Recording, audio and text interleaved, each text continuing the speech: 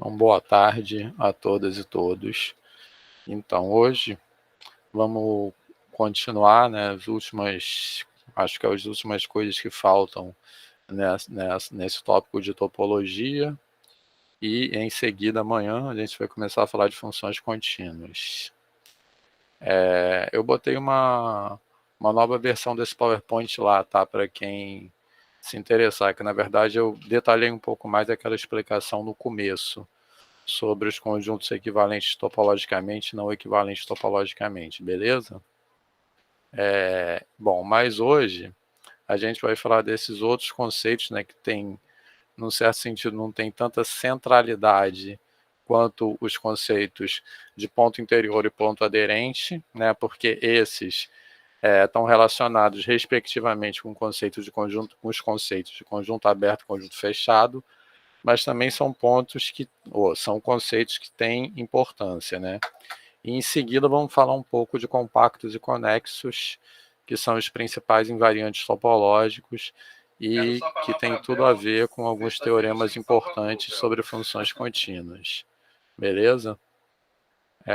Então vamos lá, qualquer coisa, vamos falando aí. Então esse aí a gente já viu, né? Já viu essa definição, trocando de ordem, falamos de ponto de fronteira, dessa caracterização de abertos e fechados por meio da fronteira, beleza? Alguma dúvida mais sobre isso? Já fizemos aquele exercício também. Tranquilo, pessoal? Posso seguir? Então, nossa, fica fazendo uns pop-up aqui direto. Então, isso aí nós já fizemos, eu quero falar sobre isso aí, tá? Esse conceito de pontos de acumulação que vai ser importante na definição de limite, que nós vamos ver em seguida, tá? Porque a gente vai definir limites de uma função num ponto de acumulação, mas eu quero falar sobre isso, vou falar sobre isso depois, quando chegar lá. E a definição de pontos de acumulação é bem parecida com a definição de ponto aderente, né? Na verdade, os dois conceitos, eu acho que é fácil confundir, tá? Mas qual é a diferença? Qual é a diferença de pontos de acumulação e pontos de aderência? Basicamente, que em todos dois, a definição diz que qualquer bola de raio R para todo R positivo de centro naquele ponto tem que interceptar o conjunto. Tranquilo? A diferença de pontos de acumulação e de pontos de aderência é que, no caso de ponto de acumulação, não serve o próprio ponto no qual a bola está centrada. Tranquilo? Certo?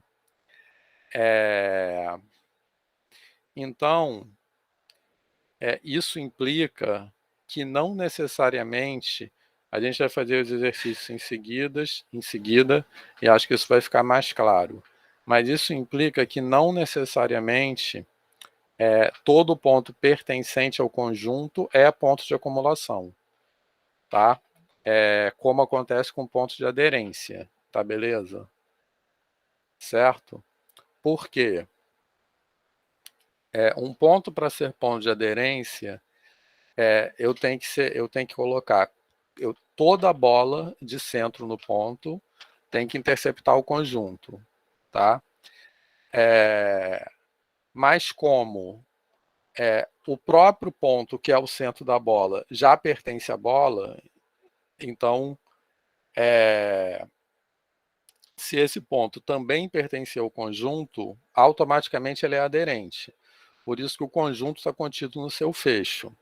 Agora, na definição de ponto de acumulação, a gente exige que essa interseção ocorra em outro ponto, diferente do centro da bola. Então tem que haver um outro ponto, tá beleza? Por isso que na definição está escrito a bola menos o A, que é o seu centro, tem que interceptar o conjunto para todo R maior do que zero. Tá beleza, pessoal? Por enquanto, Alguma pergunta? Depois, eu acho que, como eu disse, com os exercícios vai ficar mais concreto. Alguma pergunta? Então, vamos lá. Isso aí, o conjunto dos outros pontos de acumulação é denotado por x', tá? E aí, a gente vai ter o seguinte. A gente já tinha aprendido antes que o conjunto tá contido no seu fecho, beleza? Ou seja, que todo ponto pertencente ao conjunto é um ponto aderente, e, em consequência dessa definição que nós acabamos de ver, a gente também tem que x' está contido em x barra, ou seja, todo ponto de acumulação é ponto de aderência. A gente vai ver que a recíproca não é verdadeira. Nem todo ponto de aderência é ponto de acumulação. Tá certo? Beleza? Tranquilo? Então, ser ponto de acumulação é algo mais forte do que ser ponto de aderência. Tá? É uma exigência maior. Tá? A gente já falou aqui que ser ponto de aderência é estar grudado. Ser ponto de acumulação é estar muito grudado, vamos dizer assim. E a gente vai ver isso melhor já já, tá? Bem, e aí não existe uma inclusão genérica entre x e x', quer dizer, existe uma relação entre x e x barra, que todo ponto pertencente ao conjunto é ponto de aderência, e entre os pontos de acumulação e os pontos de aderência.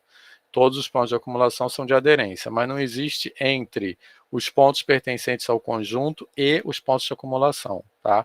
Ou seja, um ponto pode pertencer ao conjunto e não ser ponto de acumulação, e pode ser ponto de acumulação e não pertencer ao conjunto. Então, de forma geral, não existe uma relação de inclusão entre x e x' que valha para qualquer conjunto. Beleza? Tranquilo, pessoal? Tá? E aí, tem esse teorema também que eu acho que ajuda a entender o que é um ponto de acumulação, tá?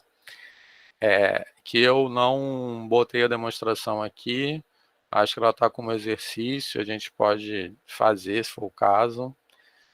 Eu sei que a gente acaba fazendo pouco exercício, mas as demonstrações que a gente faz são exercícios, tá? E se vocês quiserem, assim, como a disciplina é muito corrida, se vocês quiserem, vocês podem pedir que eu vou tentando mandar, tá? Algumas listas têm algumas resoluções, né? Essas resoluções foram frutos de períodos anteriores que as pessoas foram pedindo e eu fui salvando, beleza? Porque realmente é questão do tempo mesmo. Enfim, mas voltando aqui. Eu acho que esse teorema ajuda a entender o que é um ponto de acumulação.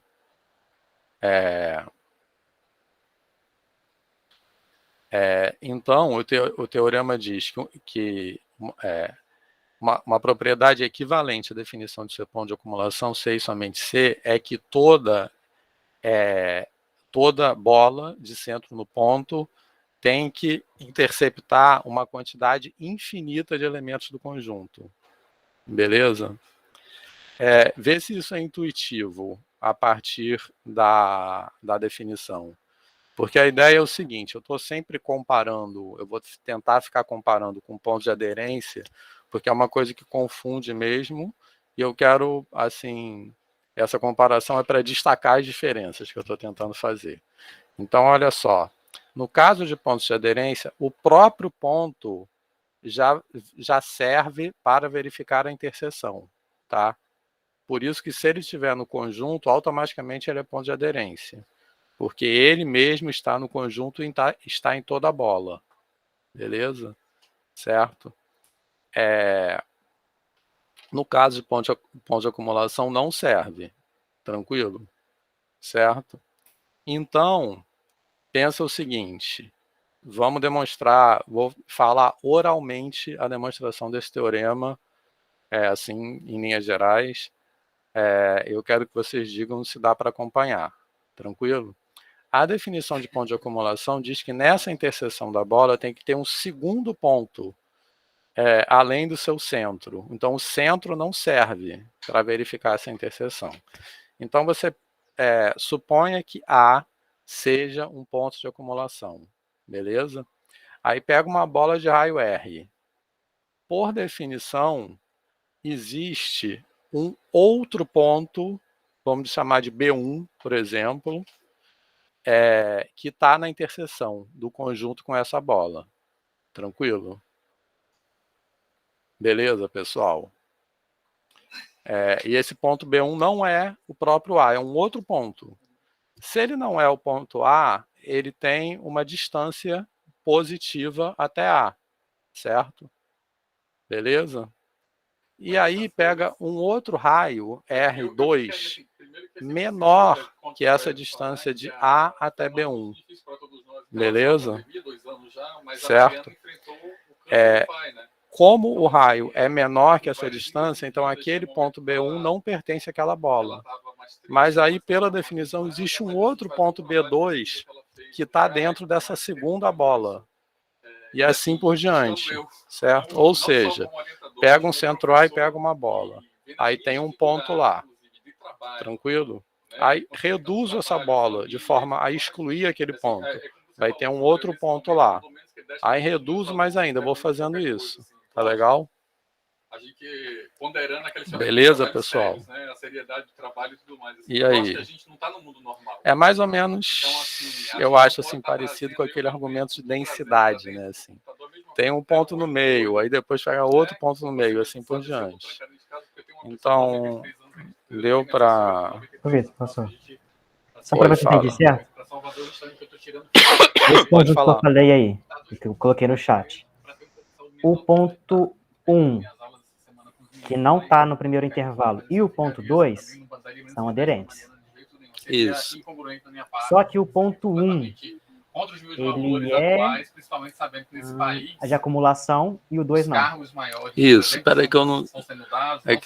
essa tela é bem pequena. Qual é o conjunto?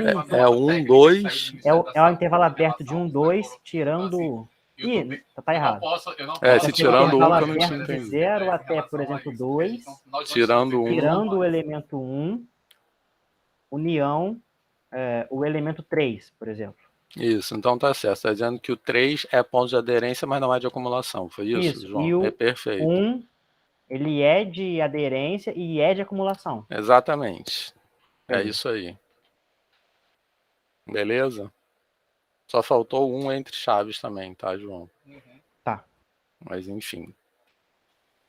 Bem, todo mundo acompanhou a fala do João e o que eu falei sobre a demonstração do teorema?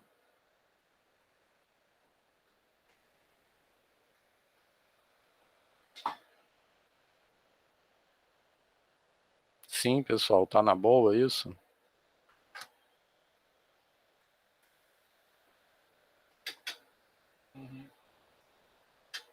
Posso continuar?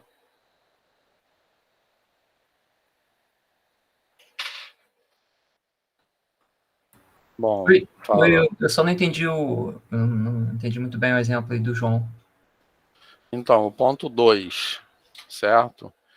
Vamos pegar o ponto 2. Você tá... Ponto 2 não, no ponto 3. Nesse segundo exemplo dele.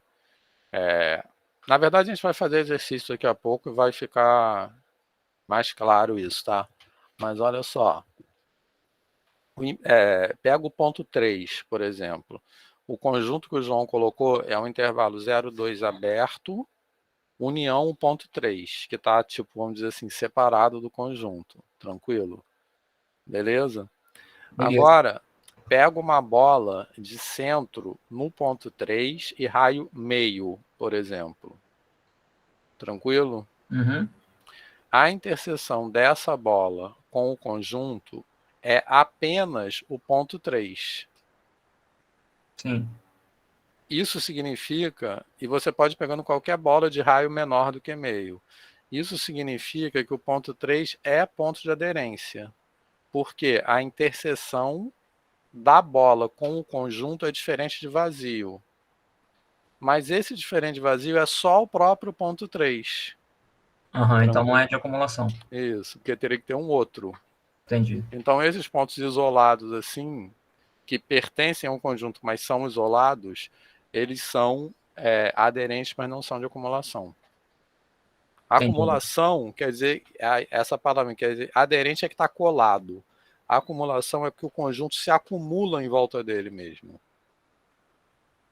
Entendeu? Beleza, entendi. Obrigado. Valeu. Daisy. Oi, Vitor. E ponto de fronteira seria o que nesse exemplo aí? O 0, o Nesse 2 exemplo e o do João, 3? É, no exemplo de João. o 0, o 1, o 2 e o 3. Ah, tá. O 1 Porque o também. 1 se ele escrever o intervalo 0, 2 menos o 1, então o 1 é ponto de fronteira, entendeu? Tá. Tá bom.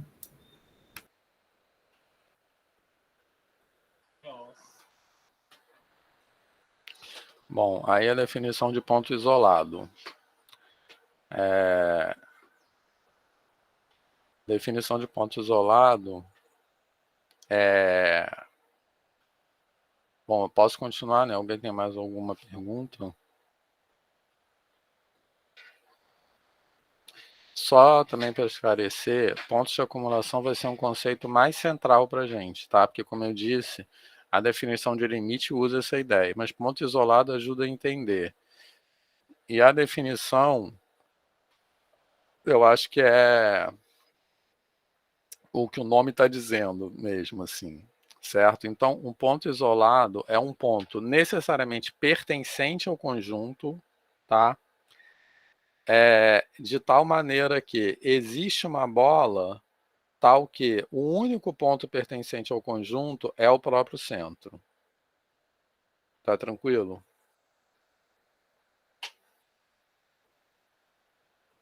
Certo, pessoal?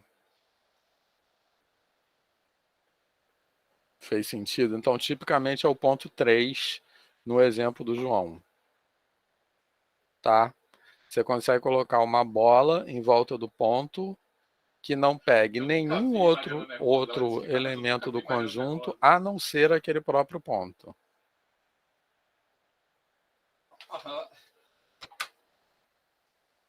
Tá legal?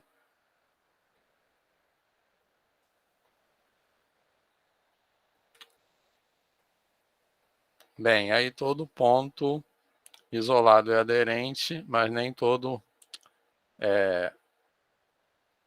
Mas um ponto isolado não pode ser interior ao conjunto, tá certo? Fez sentido isso? Tá? Todo ponto isolado é aderente porque a bola vai ter uma interseção, certo? Quer dizer, na verdade, todo ponto isolado pertence ao conjunto, automaticamente ele é aderente. Mas nenhum ponto isolado pode ser interior ao conjunto, certo? Por quê? Porque para ser interior, eu teria que ter a bola toda contida no conjunto, uma bola em volta do ponto contida no conjunto. E aí está dizendo justamente o contrário, que a bola é só o ponto, entendeu? Então ela não pode estar nunca inteiramente contida no conjunto. Eu sei que é muita definição envolvendo, todas envolvem bola, para toda bola existe uma bola, etc. Mas eu acho que nesse caso, isso nem sempre acontece em matemática. Mas nesse caso, o nome das coisas acho que ajudam a gente a entender o que elas são. Né? Então, por exemplo, ponto isolado é isso que o nome está dizendo, tá?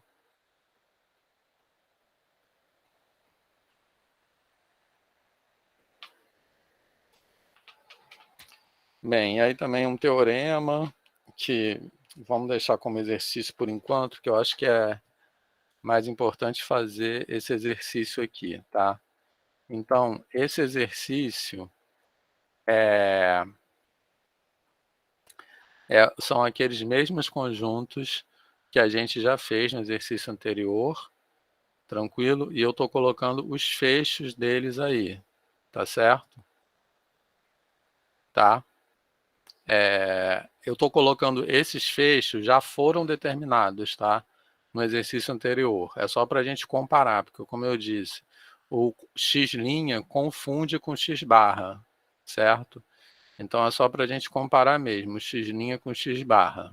Tá legal? Então agora eu quero que vocês pensem um pouco. Isso que eu estou chamando de x0 é o conjunto dos pontos isolados de x, só para usar uma notação, porque não existe uma notação muito padronizada, tá? Tipo como x barra, etc. Então eu estou usando essa notação aí. Tranquilo, pessoal? Então vocês querem 15 minutos para pensar sobre isso? 15 minutos não, aí, 5 minutos. Vamos lá.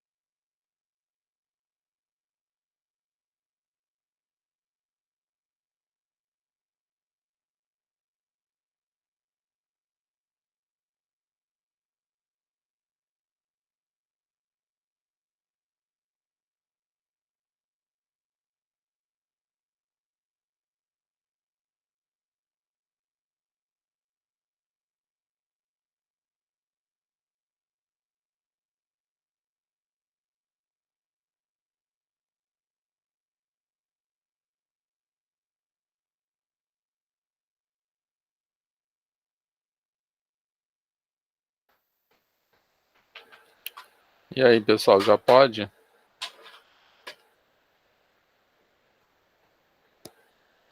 Nem sei se passou 5 minutos, acho que ainda não, mas... Quer dizer, acho que quase. Mas o item A, pelo menos alguém já quer falar? Se quiser mais tempo, não tem problema não, tá? Quem quer falar? Você que não solta?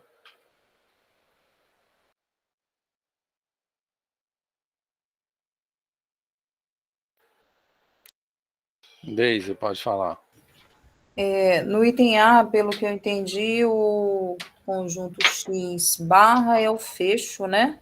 O X barra é o fecho, tá? O X Sim. barra, só lembrando, a gente já fez esse exercício. Sim. Eu só coloquei aí para comparar o que é ponto isolado e o que é ponto aderente, tá? Que é o fecho. Tá. O X' é o conjunto dos pontos de acumulação. Então, no meu entendimento, ele exclui o ponto isolado. Sim. Pegou com o intervalo fechado de 0 a 1, que é o conjunto de todos os pontos de acumulação. Uhum. E o X0 já é o contrário, é só o ponto isolado. Exclui os pontos de acumulação. É esse o raciocínio, né? Sim. Tudo bem. Então, o X0 é só o 2. Só o 2. Todo mundo concorda com a Deise, pessoal? Sim. Ficou alguma dúvida? Então, olha só, essa resposta aí, tranquilo? Então, basicamente isso aí é muito parecido com o exemplo que o João Vitor falou agora há pouco, tá? Questão importante para entender aí é que o 2 é ponto aderente, e foi também a explicação que eu dei para o Rodrigo agora há pouco, tá? O 2 é ponto aderente, mas não é ponto de acumulação, porque ponto de acumulação, perto dele, tem que ter uma infinidade de pontos pertencentes ao conjunto. Então, só ele próprio não serve. Beleza? Tá? E os pontos isolados é só o próprio 2, porque o ponto isolado, ele é um ponto que ele tem que pertencer ao conjunto, tá? Mas você tem que conseguir colocar uma bolinha em volta dele que isole ele do resto do conjunto. Ou seja, que dentro dessa bolinha não tem nenhum outro ponto além dele. Beleza? Tranquilo, pessoal?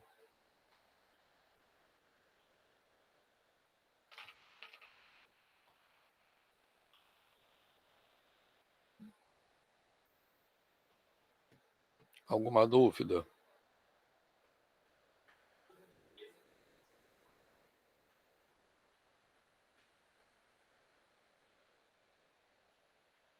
Tá na boa? Então a gente tem, por exemplo, o ponto. Ai, gente, não enxergo. 1.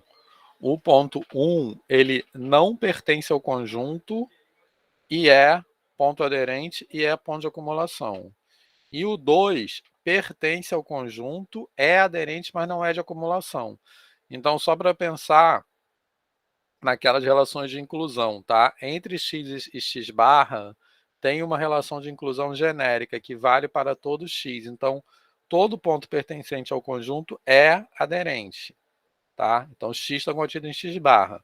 Agora, entre x e x', o conjunto dos pontos de acumulação não tem nenhuma relação de inclusão genérica, né, que vale para todo o conjunto X. Então, ele pode pertencer ao conjunto e não ser pontos de acumulação, e pode não pertencer ao conjunto e ser ponto de acumulação, que é o caso, respectivamente, desse conjunto X dos pontos 2 e 1. Ficou claro, pessoal? Certo?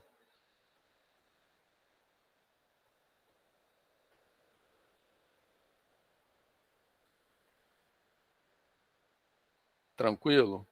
Então, só adiantando também para já ir dando um pouco de sentido, a gente vai falar isso provavelmente amanhã, mas os pontos de acumulação são aqueles nos quais a gente pode calcular o limite de uma função, ponto de acumulação do domínio. Tranquilo? Então, se o domínio tiver um ponto isolado, a gente não calcula o limite nem está definido naquele ponto. porque a gente calcula o limite nos pontos de acumulação. Isso, em geral, é colocado, quer dizer, para que aqueles teoremas clássicos de limite valham, isso tem que ser colocado na definição de limite, né? O ponto no qual a gente calcula o limite tem que ser um ponto de acumulação, certo? Então, por exemplo, se tiver a função definindo um intervalo aberto, ela pode não estar definida nas extremidades, mas a gente pode calcular o limite dela, né? O domínio da função é o intervalo 0, 1.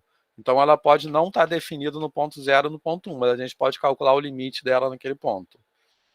Então, essa que é a importância para a gente de ponto de acumulação. Eu não sei se estou falando nomes trocados, mas enfim. Daisy. Esse ponto isolado seria por exemplo, numa função definida por várias sentenças, seria um ponto que possui imagem numa determinada função, bolinha fechada, né? Mas, no caso do limite, não faz sentido a gente falar, como você comentou, né? Isso, possui perfeito. imagem, mas não tem limite. E Então, aí ele isso pode... também está relacionado à continuidade de funções, né? Isso, justamente. Você deve falar mais alguma coisa referente a isso. Sim, amanhã a gente vai falar bastante sobre isso. Mas é bem isso mesmo, que é assim, só adiantando, onde que a gente pode fazer a pergunta, a função é contínua ou descontínua? Só nos pontos pertencentes ao domínio, tá? Por isso que aquela função 1 sobre x, que a gente aprende cálculo 1 como um exemplo de função descontínua, ela é contínua, beleza? Sim. Porque ela é contínua em todos os pontos pertencentes ao domínio. Então, onde que a gente pode fazer a pergunta, a função é contínua ou descontínua? Nos pontos pertencentes ao domínio. E onde que a gente pode fazer a pergunta, o limite existe ou não? Nos pontos isolados. Sim. Isolados não, de acumulação. De acumulação. Beleza? Mas a gente vai falar bastante disso amanhã, tá?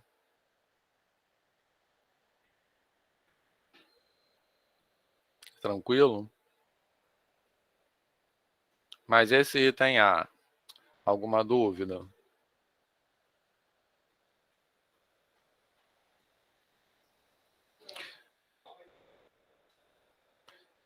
E o item B? Já tem a resposta?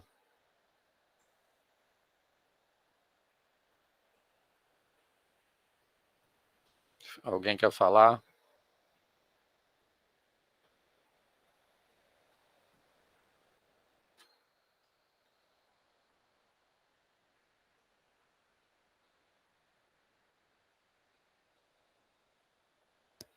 Fala aí, pessoal. Alguém? É igual o x-barra, né? X'. Isso. X' é igual a x'. E o x0? Vazio. Isso. Alguma dúvida?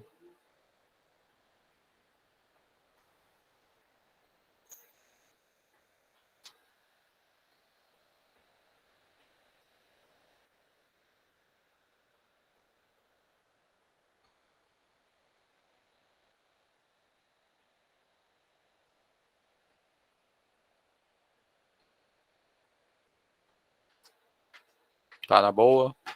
O item C.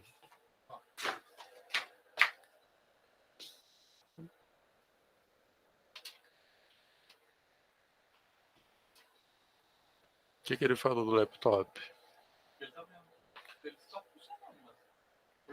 Então explica para ele o que está acontecendo.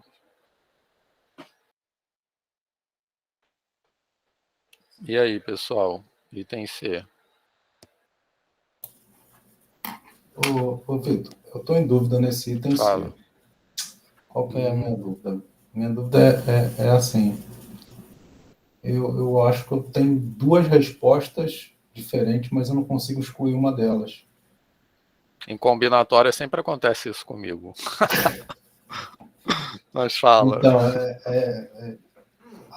por exemplo, nesse item C, eu estava aqui pensando que para o x', no meu entendimento, poderia ser o próprio conjunto X ou então o próprio intervalo fechado de 0 a 1. Uhum. Essas Entendeu? são as Eu não duas consigo. respostas. Isso, eu não consigo. Eu sei que só pode ter uma, né? Mas assim, eu não Sim, consigo claro. excluir uma, entendeu? Tá. Porque eu estou Alguém pensando nesse consegue? conjunto assim. Estou pensando nesse conjunto assim, é um intervalo de números racionais de 0 a 1, né? Uhum. Então, se você, sei lá, se eu estou pensando assim, conjunto de pontos de acumulação, toda bola, interseção com o conjunto, diferente do elemento, né, do centro da bola, existe alguém, né? Do próprio. Uhum. Existe isso. É isso que eu tô porque assim, todo número racional está bem pertinho do outro ali, mas também tem irracional, Uhum. entendeu? Então essa confusão Isso. que está na minha cabeça. Mas olha só, a resposta do Leonardo, ela é equivalente a perguntar o seguinte: os irracionais são pontos de acumulação ou não? Porque ele está falando que os racionais são. Ele não está em dúvida quanto aos racionais, beleza? Porque ele está falando, a dúvida é se x' é igual ao próprio x ou se é o intervalo 0, 1. Então, igual ao próprio x seria só os racionais. Intervalo 0, 1 seria os racionais ou os irracionais, tá? Então, X'. vamos lá. Fala, Sim, agora eu João. consigo responder. Pode ir então, Leonardo, pode ir. Porque eu achei que, pelo que você falou, provavelmente eu estava quase respondida, era só um detalhezinho que estava faltando. Não, agora matou a charada, né? Porque justamente os irracionais, eles são densos ali, portanto tem que ser um intervalo fechado de 0 a 1, né? Isso, Exato. beleza, exatamente. Então, os racionais, por que eles são pontos de acumulação? Porque em qualquer bolinha tem um outro racional, certo? Além dele próprio. A bolinha de centro no racional, tá? E por que os irracionais são pontos de acumulação? Porque para qualquer bolinha de centro nos irracionais tem um racional, tá? Beleza? Beleza, Vitor?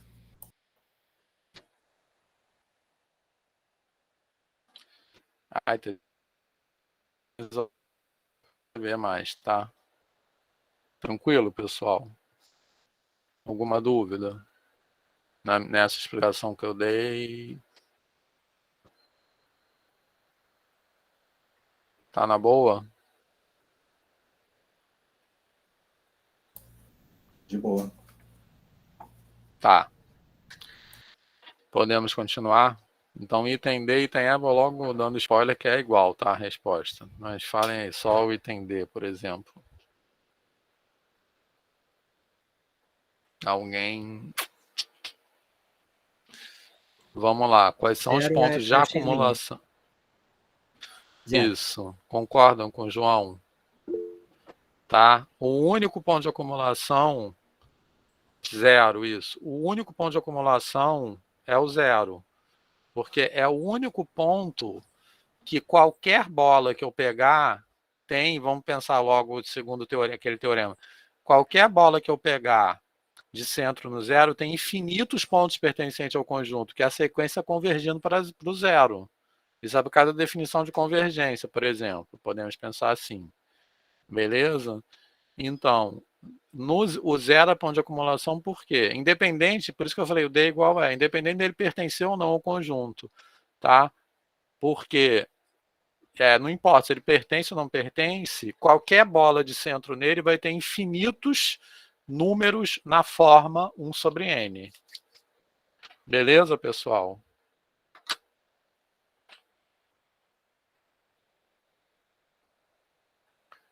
Rodrigo, vai, Rodrigo.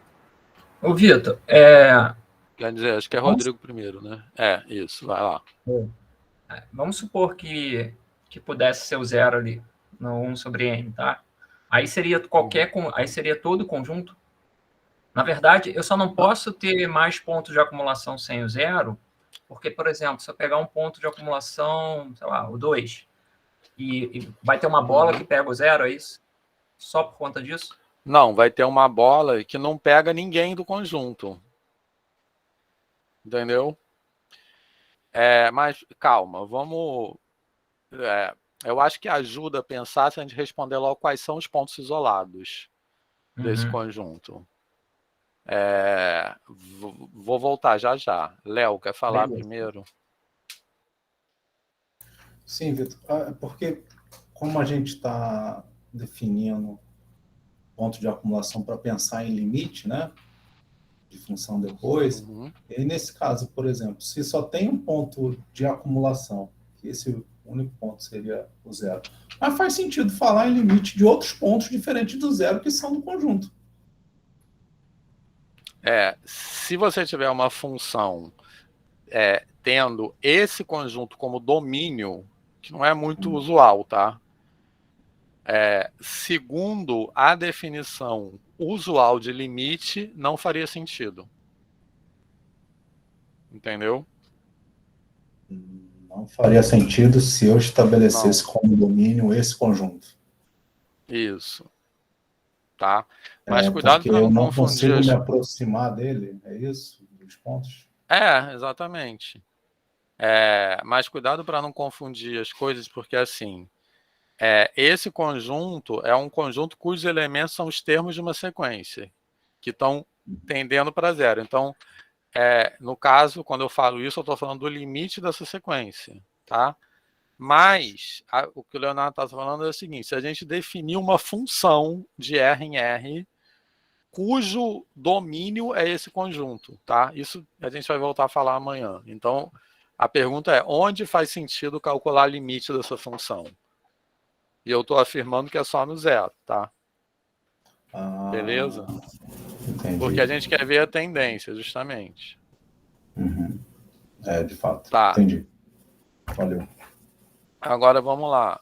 Quem são os pontos isolados?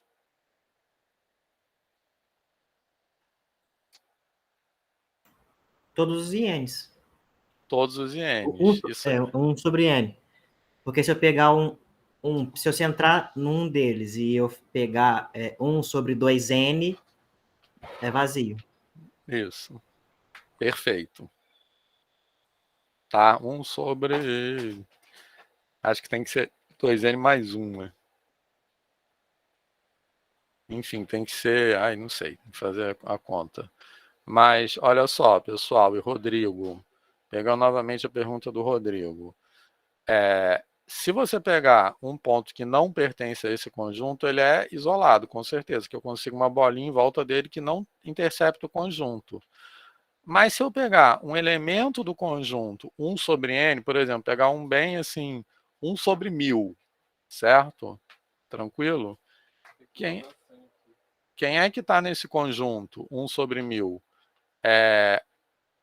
Quem é que está do lado dele? É 1 sobre 999 e 1 sobre 1001.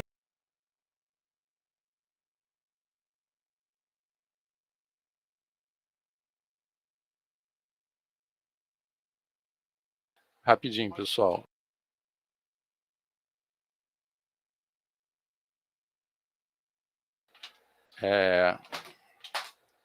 Beleza? Tranquilo? Então pega 1 sobre 1000. Tranquilo? Olha para quem está do lado dele. Como eu disse, é 1 sobre 999 e 1 sobre 1001. Então eu consigo uma bolinha pequenininha, com um raio bem pequeno, beleza? Em volta do 1 sobre 1000, que eu não pegue nem 1 sobre 1001 e 1 sobre 999.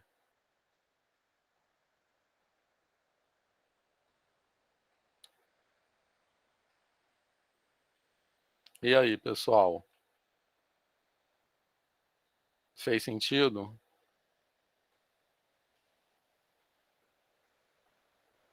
Então, por isso que todos os pontos são isolados e o zero é o único de acumulação. Por quê? Porque o zero é o único que, se eu pegar uma bolinha em volta dele, vão ter infinitos pontos pertencentes ao conjunto, porque a sequência está tendendo a zero. Tá legal? Beleza? Os outros não. Então, os outros são todos isolados. Embora eles estejam tendendo para o zero, mas cada um deles é isolado dos demais.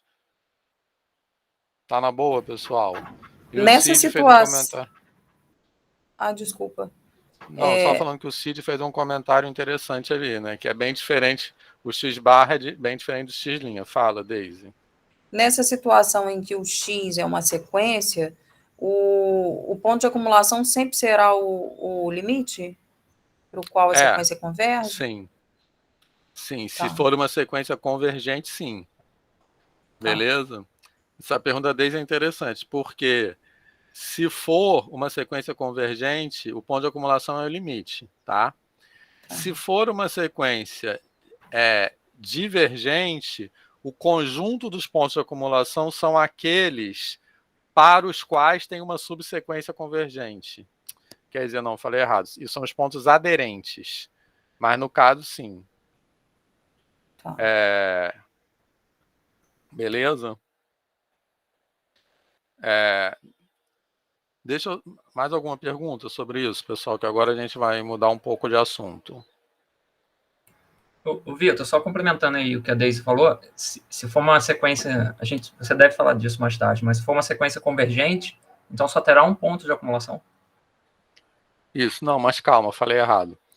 Isso que a Deise falou não é com relação ao ponto de acumulação, é ponto de aderência. Tudo isso que a Deise falou, porque pode ser uma sequência constante. Aí não tem ponto de acumulação, entendeu? Os pontos de aderência são os limites das subsequências. Uhum. Tranquilo? Se a sequência for convergente, então tem um só. Tá? Entendi. Beleza, pessoal? Tranquilo? Então, tudo isso que a Deise falou que eu respondia com relação ao ponto de aderência, referente à sequência, tá? Beleza? Então, eu vou precisar dar só uma saidinha de 1 minuto aqui, que o rapaz está consertando o computador aqui e já volto, tá? Espera aí, rapidinho.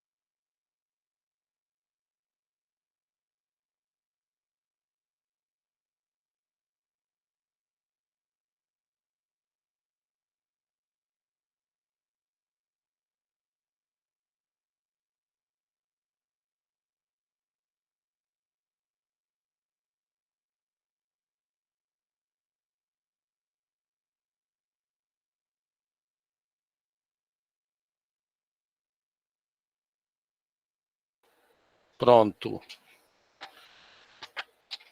E aí, podemos continuar?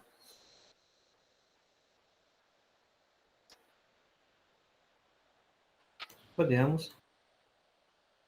Tá, então vamos lá. Então agora, como eu falei, a gente vai mudar um pouco de assunto, tá? A gente vai falar desses dois, como o nome está dizendo, invariantes topológicos, né, principais, que são conexidade e compacidade, tá? Então, o que quer dizer invariante topológico? Quer dizer que quando a gente tem conjuntos topologicamente equivalentes, que a gente falou lá, homeomorfos, né? Que a gente falou na nossa primeira aula, os conjuntos correspondentes de um lado e do outro, se um for compacto, o outro também vai ser, se um for conexo, o outro também vai ser.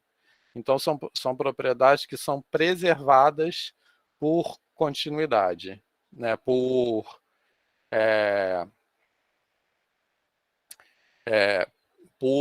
homeomorfismo, na verdade, que são funções contínuas que a inversa é contínua. Tá legal? Então, quando a gente falar de função contínua, vai dar para entender melhor isso que a gente está falando. Beleza? Porque isso quer dizer que funções contínuas levam conjuntos compactos em conjuntos compactos e conjuntos conexos em conjuntos conexos. Beleza, pessoal? Então, a gente já vai voltar a falar disso. E, como eu disse, são dois teoremas importantes sobre continuidade. Então, vamos lá. No caso de conjuntos conexos, no nosso caso,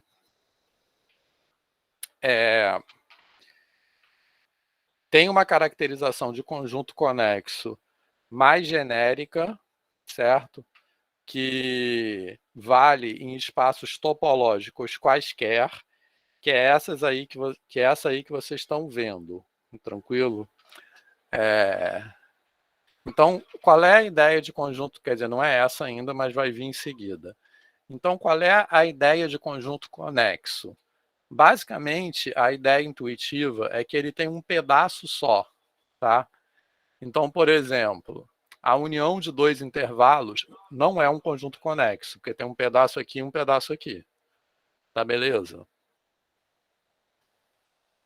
Alguma dúvida, pessoal, com isso?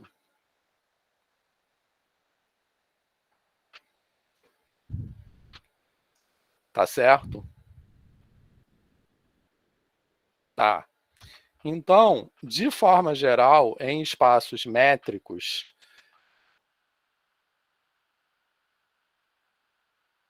tá? Quer dizer, essa aí é a definição de cisão. Então, o que é uma cisão? O que significa a palavra cisão? A palavra cisão significa uma separação, tá? Então, o que é uma cisão de um conjunto? É que eu consigo separar esse conjunto em dois ou mais pedaços por meio de abertos. Tá tranquilo? Então, a ideia de aberto, como a gente já falou, vou só falar um pouco dessa definição, que na verdade ela nem vai ser mais muito importante para a gente não, tá? Mas eu estou falando dessa definição porque eu gosto de situar os conceitos que a gente está discutindo em contextos matemáticos mais amplos, tá? Então, a ideia de aberto, como a gente já falou, tem muito a ver com a ideia de proximidade, tá? Então, aberto é que todos os pontos ali estão próximos, vamos dizer assim.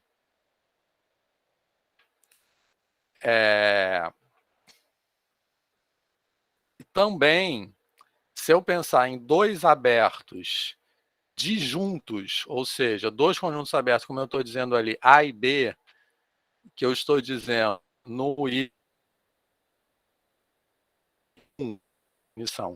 que esse A e B são dois conjuntos abertos disjuntos. Tá beleza? Tranquilo? Quando dois conjuntos abertos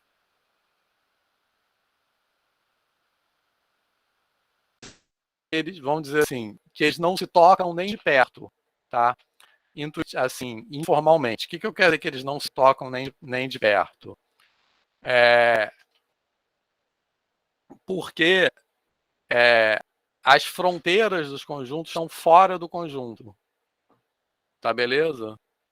Certo? Tranquilo? Então, se eles não fossem conjuntos abertos, eles poderiam ser disjuntos e a fronteira de um encostar no outro, tá? Por exemplo, vamos pensar em intervalos, certo? Se eu tenho, pensa assim, faz de conta que o A é o intervalo 0, 1 fechado. Tá tranquilo? Beleza?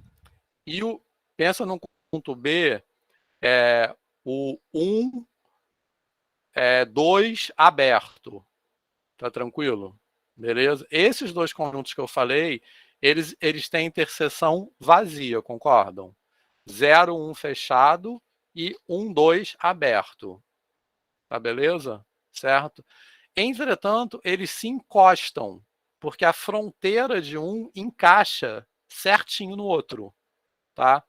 Agora, se os dois fossem abertos, em vez de eu ter falado 0, 1 fechado, eu tivesse falado 0, 1 aberto, tranquilo? Tem que ter pelo menos um pontinho no meio. E aí, pessoal, fez sentido isso?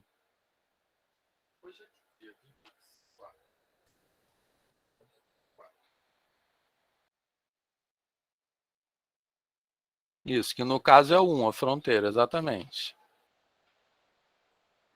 Tá? Beleza, pessoal? Ficou confuso isso?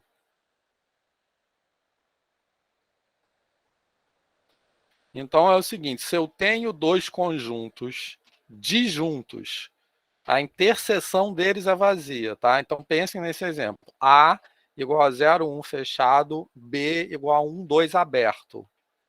Tranquilo? Certo? Eles podem ser disjuntos, mas eles podem se encostar, tá? Se eu exijo que ambos sejam abertos, tem pelo menos um espacinho no meio. Esse espacinho aí, no caso, seria o ponto 1, né? Que seria o 0, 1 aberto e 1, 2 aberto. Tranquilo? Certo? Então, fez sentido isso, pessoal?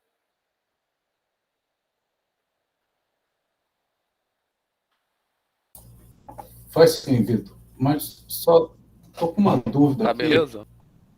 É porque ali em cima uma cisão é um par de conjuntos. De X é um par de conjuntos. Exatamente. Então, o que eu quero explicar por que a gente usa conjuntos abertos nessa definição, tá? Essa explicação que eu dei, eu não acabei de explicar a definição ainda não, tá? Beleza? Então, é um par de conjuntos abertos, A e B. Certo? Tá aqui escrito. É um par de conjuntos abertos A e B, abertos disjuntos, beleza? Tranquilo?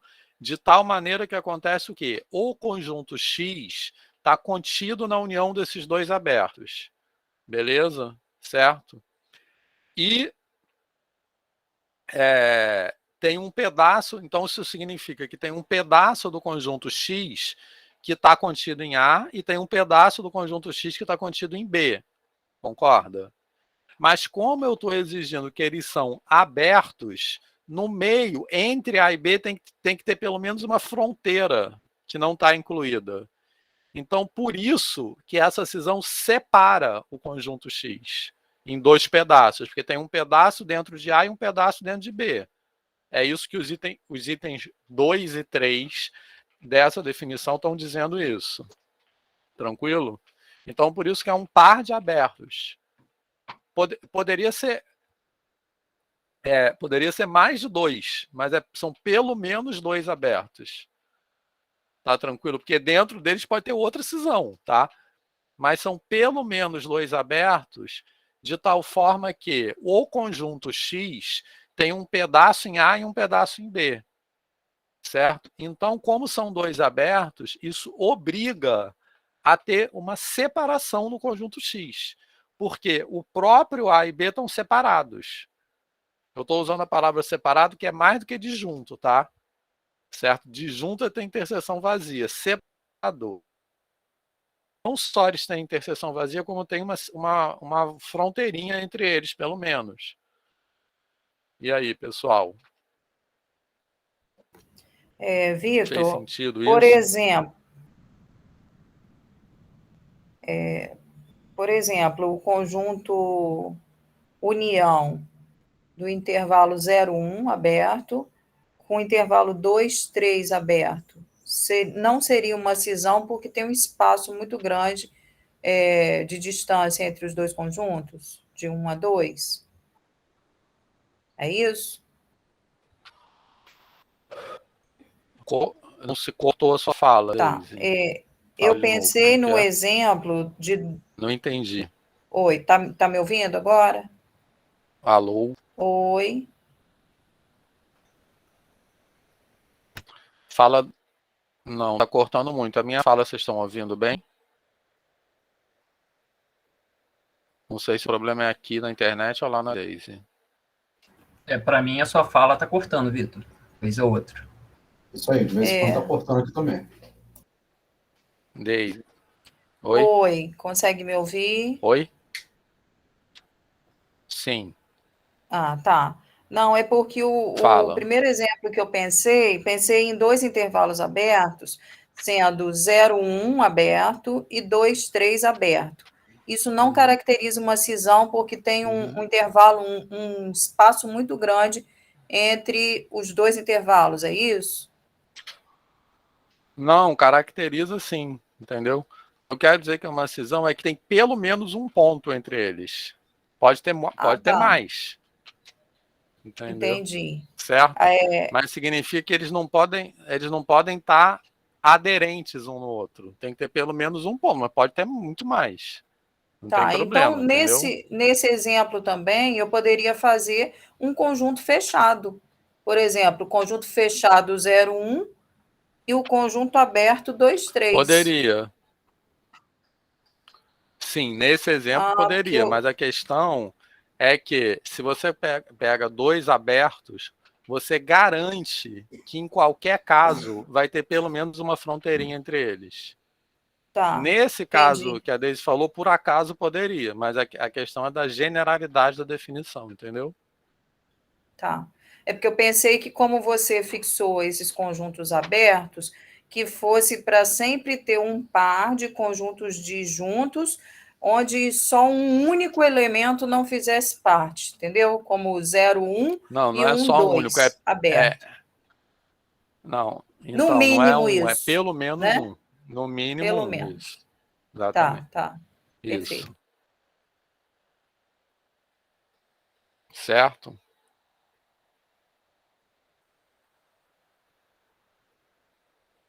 Tá legal?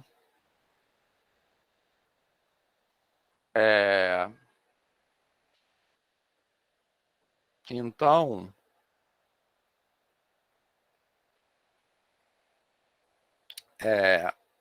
enfim, mais alguma pergunta sobre essa definição? Tá.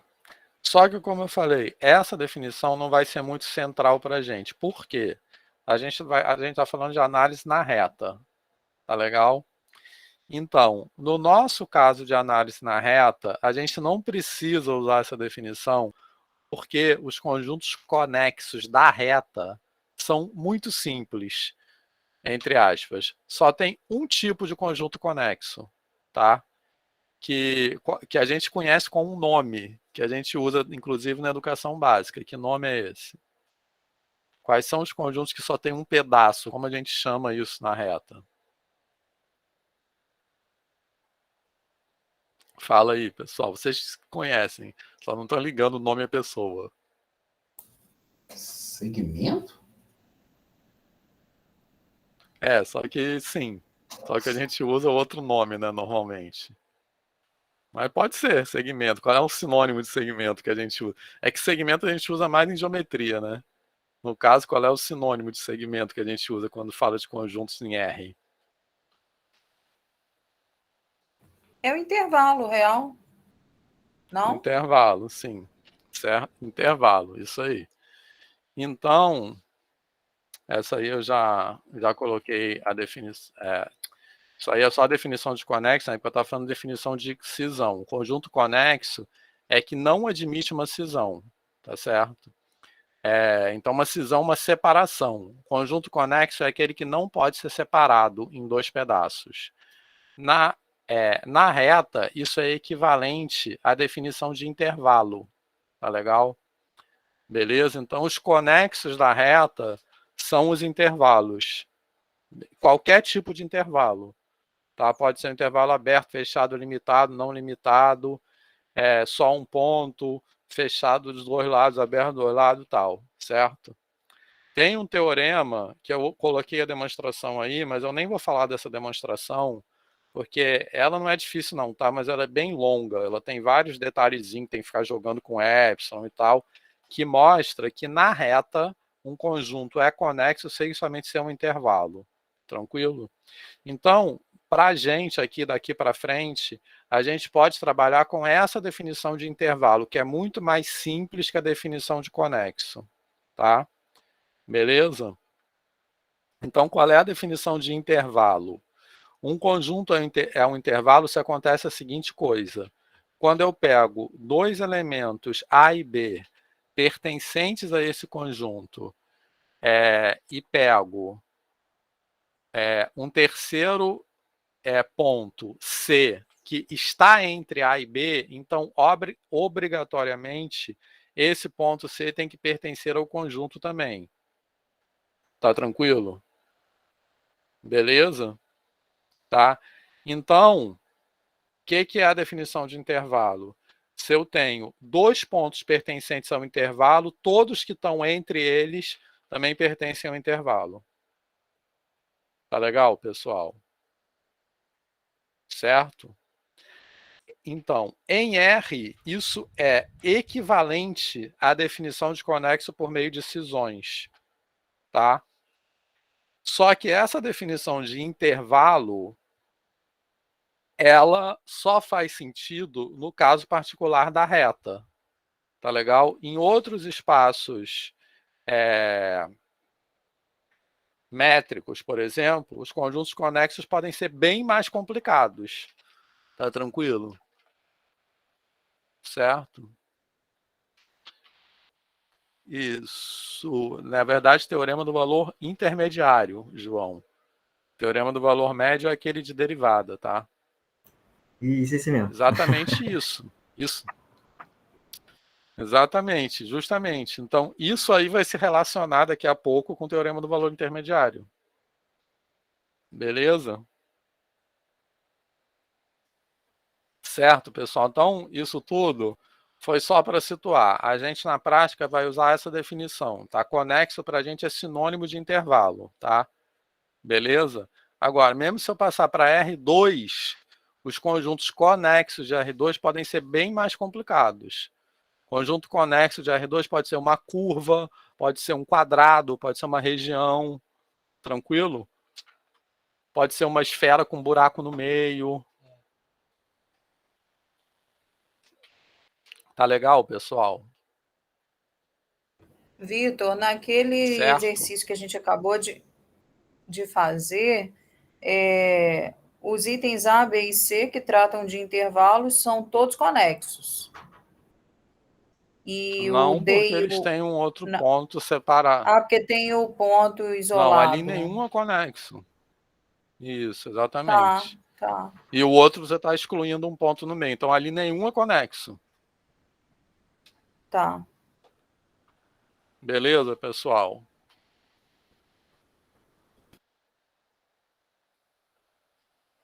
Tranquilo? Certo?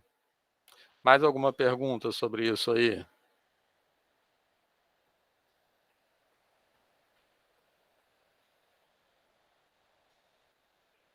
Tá na boa? Então, a ideia intuitiva de conexo é essa. Tem um pedaço só, tá? E para a gente, isso é a mesma coisa que aquele conjunto é um intervalo. Independente se é aberto, fechado, ou limitado ou não, qualquer coisa. Posso continuar? Bem, então aqui é a demonstração daquele teorema que eu acabei de falar. Na reta, um conjunto é conexo sem somente ser um intervalo. Então, só para vocês verem, tá? A demonstração ela é bem... Tem vários detalhezinhos. Eu coloquei aqui só a título de ilustração, tá? A gente não vai trabalhar com isso, não. Como eu disse, a gente vai trabalhar com intervalos, né? E para funções contínuas, a discussão relevante vai ser qual é o comportamento de uma função contínua no intervalo. E como o João falou, isso tem tudo a ver com o teorema do valor intermediário, certo? Então, como eu disse, eu só botei isso aqui porque eu gosto de situar essa discussão num contexto mais amplo. E, enfim, ó, ainda não acabou. Pronto. Bom, então agora a gente vai falar de conjuntos compactos, podemos? Tá? Então, a definição, eu acho que pode mesmo falar disso, pessoal? Ou tem mais alguma pergunta?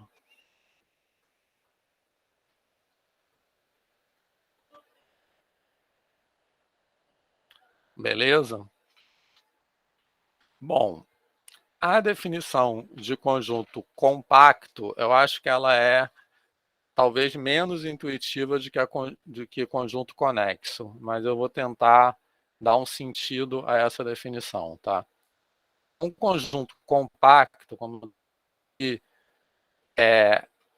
se toda sequência dentro do conjunto tem uma subsequência convergindo para um elemento pertencente ao conjunto. Tá legal? Então, a ideia de conjunto compacto é um conjunto que ele prende todo mundo lá dentro. Tranquilo? Então, qualquer sequência dentro dele, ela vai estar se acumulando em algum lugar, ela vai ter uma subsequência convergente, e esse limite da subsequência tem que ser um elemento pertencente àquele conjunto também. Tá legal? Certo? Baseado nisso que eu falei, vê se vocês conseguem adivinhar o próximo teorema. Para garantir que isso aí aconteça, que esse conjunto K tenha essa propriedade, toda sequência dentro dele tem que ter uma subsequência convergente com um elemento do conjunto, certo? Quais têm que ser as características do conjunto K? Quem é capaz de adivinhar? Intervalo Então, fechado? olha só, pensa num... só fechado? Ele não Tem que pode ter mais uma ser. coisa. Fechado pode ser assim... Não vou dar spoiler, não. É que ele não pode ter nenhum buraco. Todos os elementos têm que estar lá dentro. Isso, mas Ele é mais do é. que Ele isso tem que que o ser pessoal está falando ali. Compacto é o nome, quer dizer, isso é equivalente a quê? O pessoal já colocou ali, limitado. Certo? Ah, No tá. Você pode chat. botar o infinito como fechado, né? Exatamente, eu Perfeito. posso botar de 0 a infinito. Certo? Então vamos lá. A ideia intuitiva é a seguinte: se o conjunto for limitado, então toda sequência ali dentro tem uma subsequência convergente. Tá legal? Certo? Por causa do teorema de Bolzano-Weierstrass, que diz exatamente isso. Tá? Toda sequência limitada tem uma subsequência convergente. Então, se o conjunto for limitado, toda sequência que está dentro desse conjunto vai ter uma subsequência convergente. Beleza? Agora, se esse conjunto não for fechado, essa sequência pode convergir para um ponto da fronteira, como acontece, por exemplo, no intervalo 0, 1 aberto. Certo? No intervalo 0, 1 aberto, eu posso ter uma sequência lá, por exemplo, 1 sobre n, convergindo para um ponto da fronteira, que é o 0. Tá legal, pessoal? Agora, se o conjunto é fechado, a fronteira está incluída no conjunto. Então, a subsequência convergente lá dentro tem que convergir para um elemento pertencente ao conjunto, tá? Beleza, pessoal?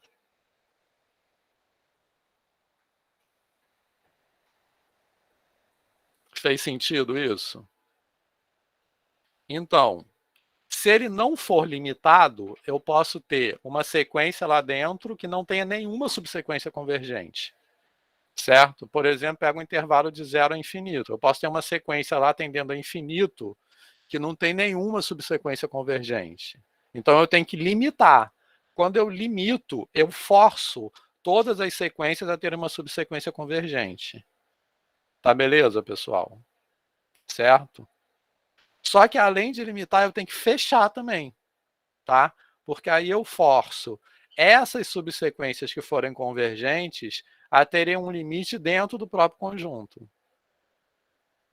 Tá? Então a ideia de ser compacto é meio de ser assim, não sei qual seria uma palavra assim, mas é de ser, eu não sei se isso dá uma intuição para a palavra compacto, né? É tipo assim, é tipo ser um cofre, sei lá, algo assim. Tá? Então, aí conexo é outra coisa, tá? Ele pode ser compacto, não ser conexo. Tranquilo? Como a gente vai ver em seguida, a gente vai demonstrar que um conjunto é conexo sem somente ser limitado e fechado, tá? De forma geral, a gente tem esse teorema aqui, tá? Que dá três condições equivalentes. A primeira condição é a definição de compacto.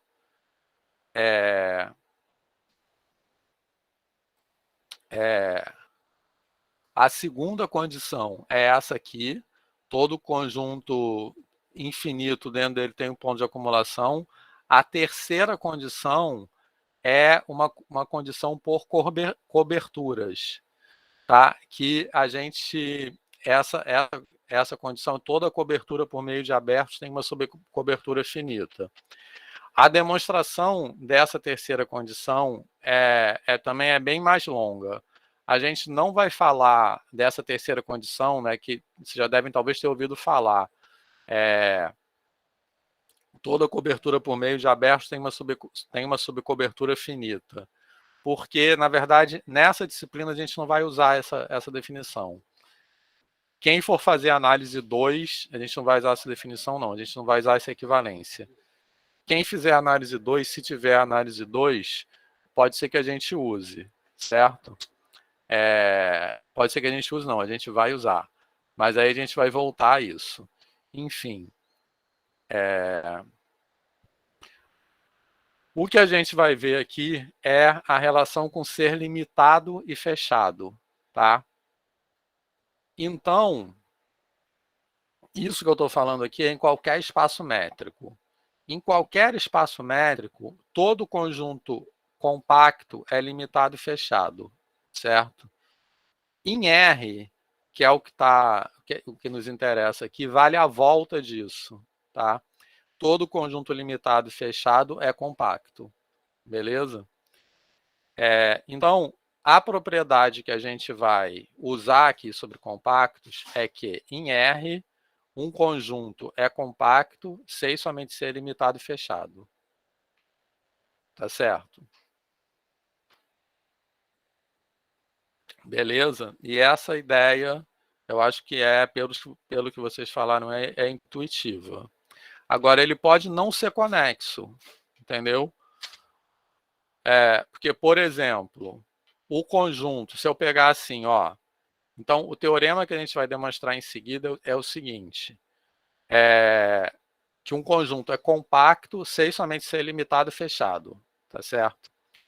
Então, por exemplo, o intervalo fechado de 0 a 1, união fechado de 2 a 3. Esse conjunto é compacto, mas não é conexo. Ficou claro isso? Tranquilo? Certo? E um intervalo aberto de 0 a 1 é conexo, mas não é compacto. Tá? Se eu pegar um intervalo fechado de A até B, ele é conexo e compacto ao mesmo tempo, mas ele pode ser uma coisa e não ser a outra. E aí, pessoal?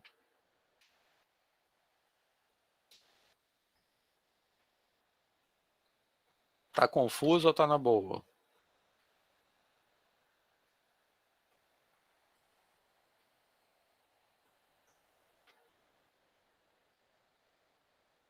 Essas propriedades que estão projetadas aí são só da mesma maneira que eu falei antes, tá? São propriedades que valem no espaço métrico qualquer, tá? O que a gente vai precisar para seguir em frente são as propriedades em R. Em R, a história é essa. Ele é compacto sem somente ser limitado e fechado. E aí a gente vai demonstrar esse teorema.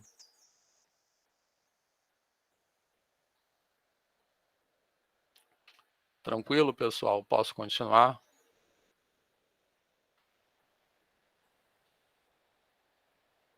Pode mesmo?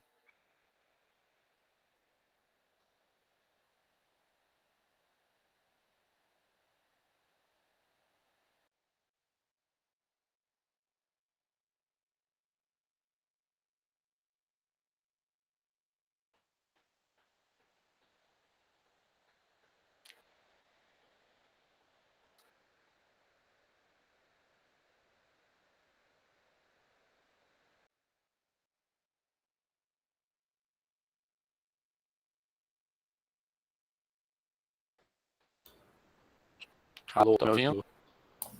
Estamos sim, Vitor. Pessoal, que eu acho que eu caí e voltei. Eu ia até Acho que perguntar deu uma isso queda. mesmo. Caí e voltei. Posso fazer então uma demonstração? Pode. Beleza, posso? Então vamos lá, só falta isso para hoje.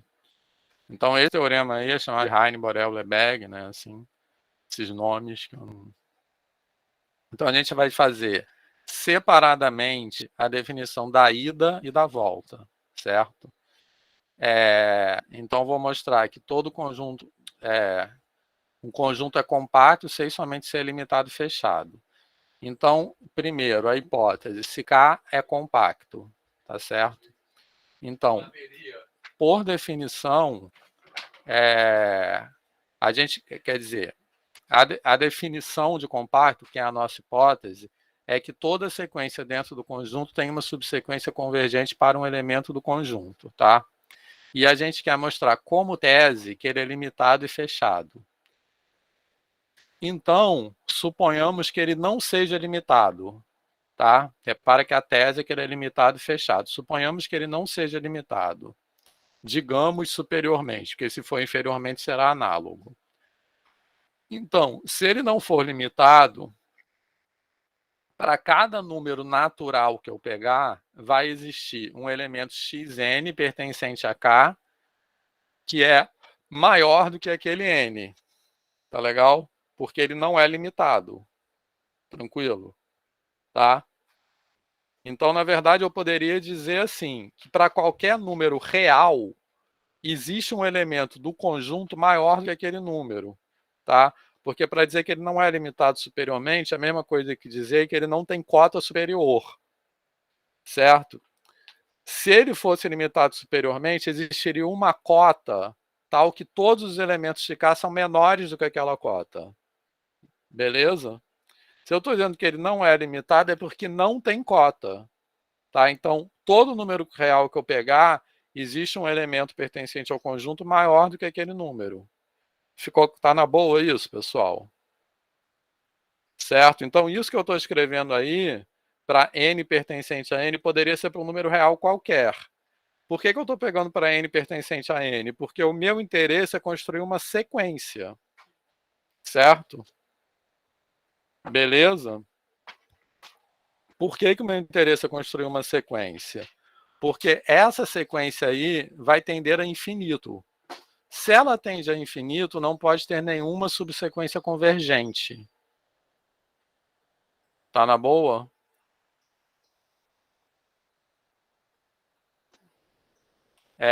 Então, isso contradiz a hipótese.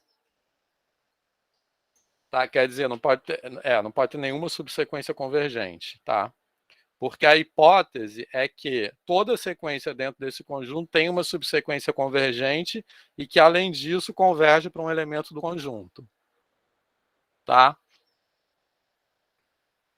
Vocês estão me ouvindo, pessoal? Agora eu não sei se eu estou caindo ou não, porque a internet está meio ruim aqui. Tá legal. Vamos combinar o seguinte, se der ruim aqui, a gente vai botar um sinalzinho ali no chat para você não achar que está falando sozinho, tá, Vitor? Tá. Beleza. Mas eu não falando sozinho tanto no sentido da internet quanto no sentido da demonstração em si, tá? Não, que a sensação é horrível. Essa... Já aconteceu aqui na sala, depois de um tempo, você percebe que caiu, falou um monte de coisa, então... Exatamente. Beleza? Mais alguma dúvida quanto à demonstração? A demonstração é isso. Eu vou supor, nessa ida, a minha tese é que ele é limitado e fechado, tá? Então, eu vou fazer duas hipóteses de absurdo. Eu vou supor que ele não é limitado, eu vou chegar a uma contradição. Vou supor que ele não é fechado, eu vou chegar a uma contradição. Tá?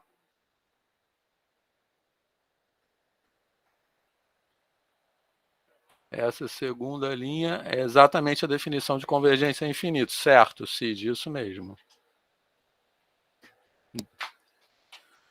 É de divergência infinita, eu falei errado. Beleza? Então, agora, eu quero... para completar essa parte da demonstração, eu quero mostrar que ele não é fechado. Aliás, o meu objetivo é mostrar que ele é fechado. Então, eu vou supor que ele não seja fechado. Tá? Então, se ele não é fechado, existe pelo menos um ponto aderente que não pertence ao conjunto, certo? Porque se ele é fechado, o que acontece? Ele é igual ao seu próprio fecho. Então, todos os pontos aderentes pertencem ao conjunto. Tá? Podem pensar também, a fronteira está incluída no conjunto. Beleza? Certo? Então, se eu estou supondo que ele não é fechado, tem pelo menos um ponto aderente que está fora do conjunto. Tá? Agora, a gente vai usar aquela caracterização de ponto aderente com sequência. A gente vai dizer, no teorema anterior que nós já demonstramos, que um ponto é aderente se e somente se tem uma sequência dentro do conjunto convergindo a ele. Beleza? Certo? Aí isso mata a demonstração. Porque nesse caso, se esse ponto A fosse um ponto aderente e não pertencesse ao conjunto, como ele é um ponto aderente, eu teria uma sequência dentro do conjunto convergindo a A. Tá? Mas esse A não é elemento do conjunto, não seria elemento do conjunto. Então, isso também contradiz a hipótese de K ser compacto. E aí, pessoal, alguma pergunta? Está quase acabando.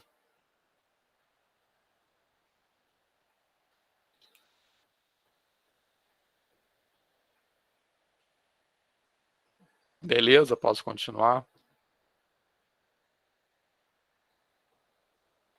Então, vamos lá. A volta. A volta, a hipótese é que K é limitado e fechado. Tá? E eu quero mostrar que ele é compacto. Então, para mostrar que ele é compacto, vamos pegar qual é a definição de compacto? Toda sequência dentro do conjunto tem uma subsequência convergente para um elemento do conjunto. Então, a gente vai pegar uma sequência dentro do conjunto. Meu objetivo é demonstrar isso que eu acabei de falar.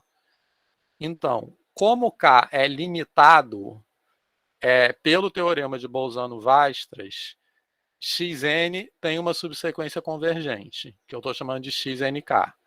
Beleza? Porque ele é limitado, é aquilo que a gente falou agora há pouco, né? Então, eu pego o limite dessa sequência. Se ele é limite de uma sequência, ele é aderente ao conjunto. Como, por hipótese, também o conjunto é fechado, ele pertence ao conjunto. Tá? Então, essa é a ideia de compacto. Beleza? Bom, aí só chamar atenção para uma coisa. Reparem, nesse último teorema que nós demonstramos, na volta, nós usamos o teorema de Bolzano-Weierstrass, que é uma propriedade particular de R, e na ida não. Tá? Na ida, a gente só usou propriedades de espaços métricos. Então, a ida vale em qualquer espaço métrico, a volta só vale em R. Tá? A gente consegue perceber isso pela demonstração. Porque na ida, a gente não usou nenhuma propriedade particular de R, e na volta nós usamos. É mais ou menos a mesma história quando a gente falou de sequência de Cauchy. Toda sequência de Cauchy é convergente. Beleza? Bem, então, por mim, por hoje é só. Alguma dúvida nisso aí? Alguém quer falar mais alguma coisa?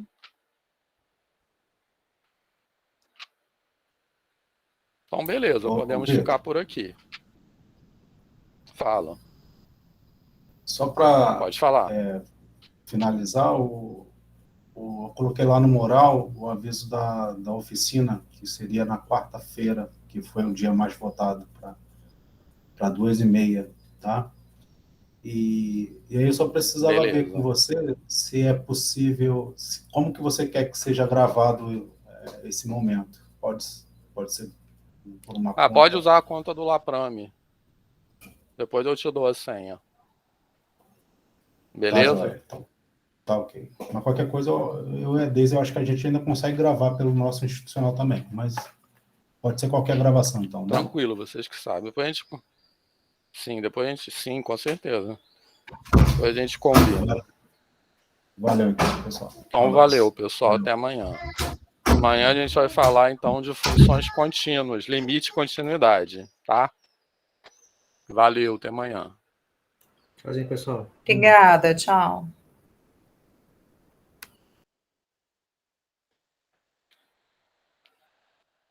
Tchau, gente. Valeu.